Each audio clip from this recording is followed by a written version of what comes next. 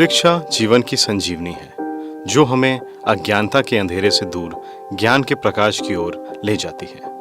सुविधा संपन्न लोगों के पास शिक्षा के तमाम अवसर उपलब्ध हैं, पर समाज की मुख्य धारा से दूर वनों एवं दुर्गम क्षेत्रों में निवास कर रहे अनुसूचित जनजाति समुदाय के व्यक्तियों के लिए शिक्षा के अवसर अभी भी एक स्वप्न की तरह है।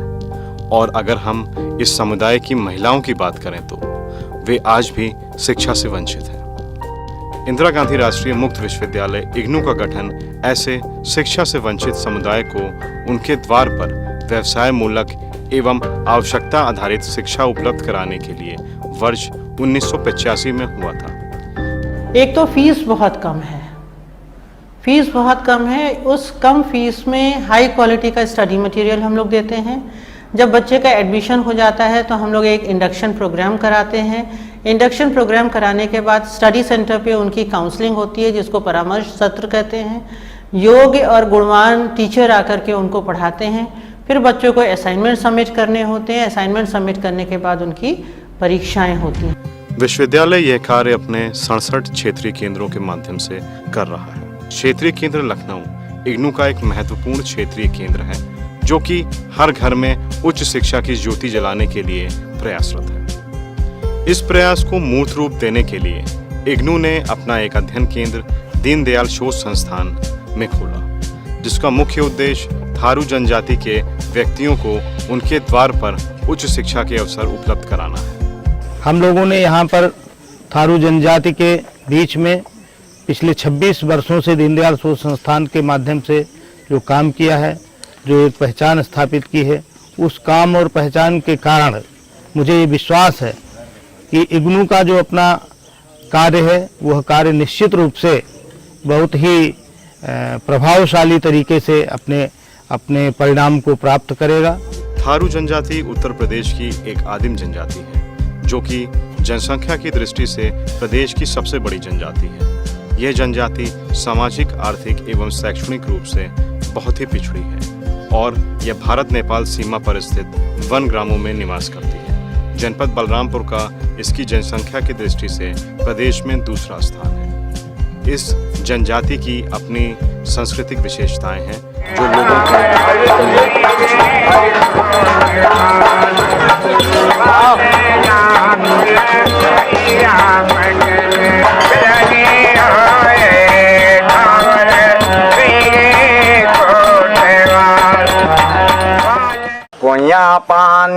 कोया पानी भरानी लाए ना मोरे नाही जाननु बोनाए का पनिया पिया वो मर्जिया राजुराई।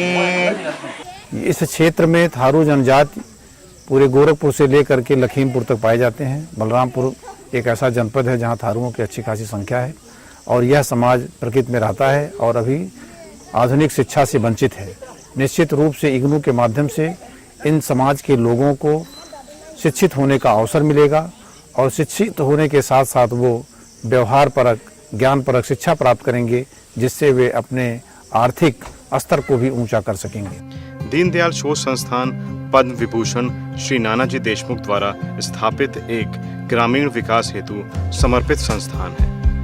इस संस्थान की बलरामपुर शाखा थारू जनजाति के उत्थान हेतु प्रयासरत है और इन्हें सामाजिक एवं आर्थिक रूप से सशक्त बनाने का कार्य कर रही है। दीनदयाल शोध संस्थान विशेषकर इग्नू का बहुत ही आभारी है कि उन्होंने पहली बार किसी संस्था के साथ मिल करके काम कर रहे हैं और दीनदयाल शोध संस्थान को उन्होंने चयन किया। इसलिए हम उनका बार बार आभार व्यक्त करते हैं और आगे हम उनके साथ मिलकर के काम करेंगे।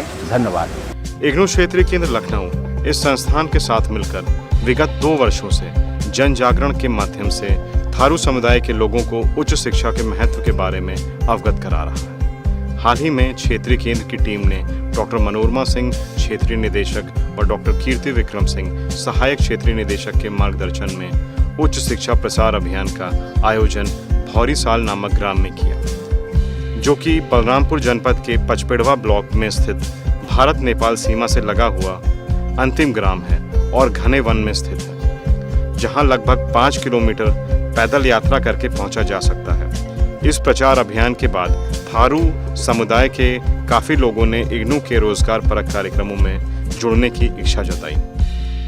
यहाँ ये गांव भौरी साल के नाम से जाना जाता है और यहाँ बहुत ही पिछड़ा एरिया है। वो यहाँ के लोगों को जागरूक करने के लिए राष्ट्रीय मुक्त विश्वविद्यालय द्वारा प्रयास किया जा रहा है। इग्नू का हमेशा से ये प्रयास रहा है कि वह अपने विद्यार्थियों को संपूर्ण विकास के अवसर उपलब्ध कराए। इसी को ध्यान में रखते हुए क्षेत्रीय केंद्र ने दीनदयाल शोध संस्थान के साथ मिलकर थारू जनजाति की बालिकाओं के लिए एक 7 दिवसीय कौशल संवर्धन शिविर का आयोजन किया, जिसके माध्यम से उन्हें आत्मरक्षा का प्रशिक्षण दिया गया।